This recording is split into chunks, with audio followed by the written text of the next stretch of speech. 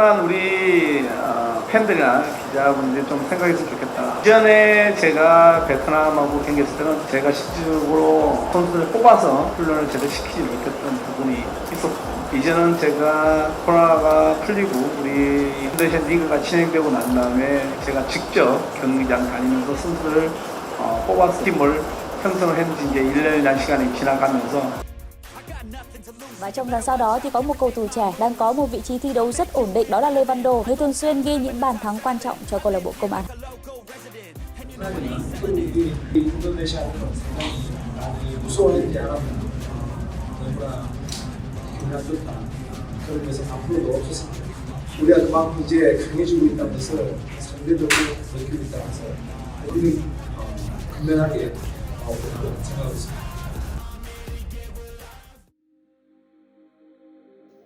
Vietnam ketar-ketir, naturalisasi timnas sukses jadi momok besar.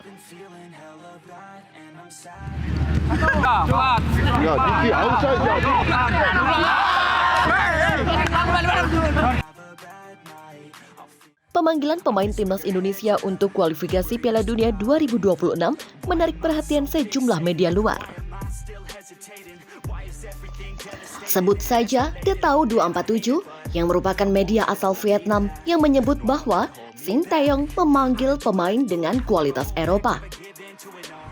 Media Vietnam tersebut mengatakan bahwa timnas Indonesia memanggil para pemain yang merumput di Eropa demi kualifikasi Piala Dunia 2026.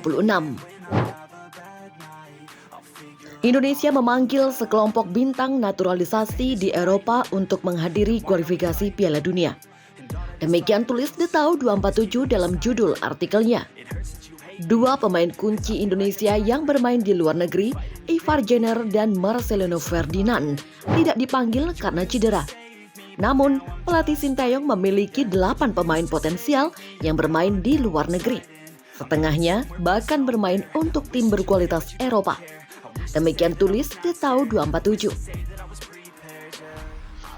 Pelatih timnas Indonesia Sinteyong secara resmi memanggil 27 pemain untuk menghadapi putaran kedua kualifikasi Piala Dunia 2026 dengan menghadapi Irak pada 16 November dan Filipina 21 November 2023. Nama-nama mentereng yang berkarir di luar negeri turut dipanggil pelatih asal Korea Selatan tersebut demi meraih hasil maksimal.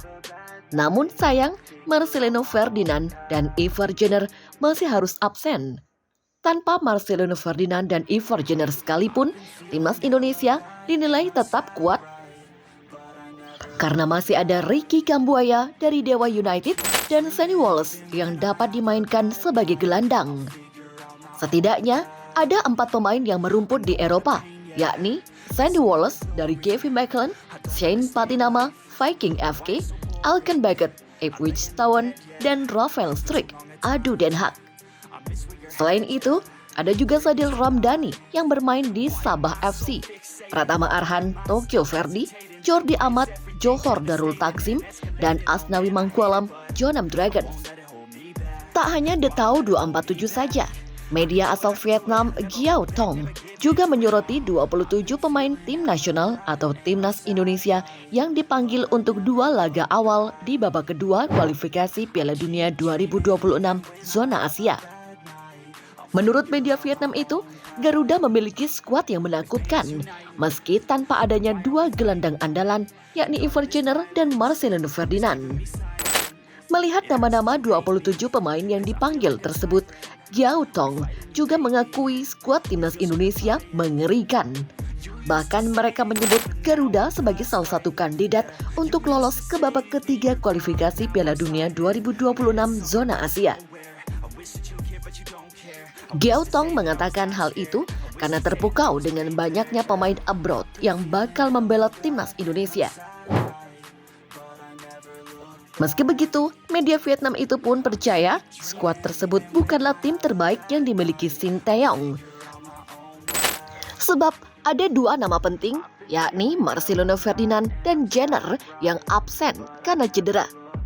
Media Vietnam itu percaya jika ada Jenner dan Marcelino, Garuda mungkin akan lebih menakutkan lagi.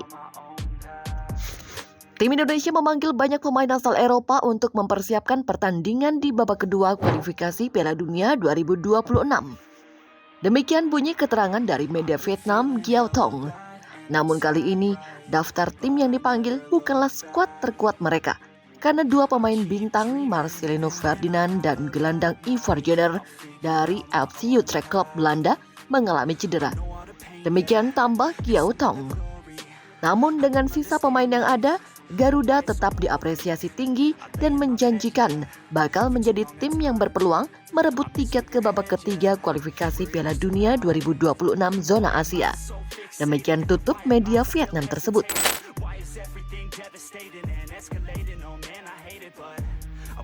Daftar 27 pemain timnas Indonesia untuk laga kualifikasi Piala Dunia 2026 sudah diumumkan. Jika dibanding daftar nama pada laga melawan Brunei Darussalam, ada 4 pemain yang tidak lagi mendapat panggilan dari Sinteyong.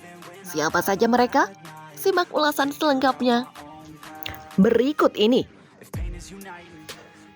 Pertama, Syahrul Trisna, posisi kiper, klub asal Persikabo 1973, usia 27 tahun.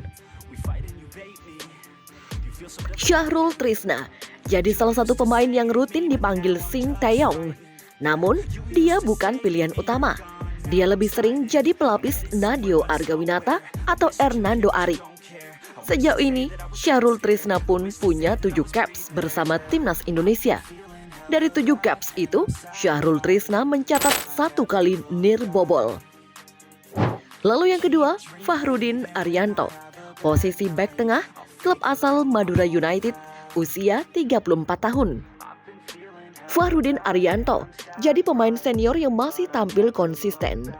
Ex-pemain PSS Sleman itu masih bermain reguler bersama Madura United dan jadi salah satu pemain yang diandalkan oleh Sinteyong. Namun, pemain dengan 54 caps bersama timnas Indonesia mulai tersisih. Dia sempat tak dipanggil untuk duel lawan Brunei. Namun, cedera Jordi Amat membuat Sinteyong memanggilnya lagi. Kemudian ada Zaki Ashraf, posisi wingback atau winger, klub asal PSM Makassar, usia 20 tahun. Sinteyong sudah bekerja sama dengan Zaki Ashraf sejak di timnas Indonesia U20. Jadi, sang pelatih tahu betul apa yang bisa dilakukan pemain asal Polewali Mamasa itu di atas lapangan. Zaki Ashraf masuk dalam skuad lawan Brunei Darussalam, namun dia sama sekali tak dimainkan. Kini, Zaki Ashraf tidak masuk dalam skuad timnas Indonesia untuk laga melawan Irak dan Filipina. Lalu yang terakhir adalah Marcelino Ferdinand, posisi gelandang, klub asal KMS Kadenzi, usia 19 tahun.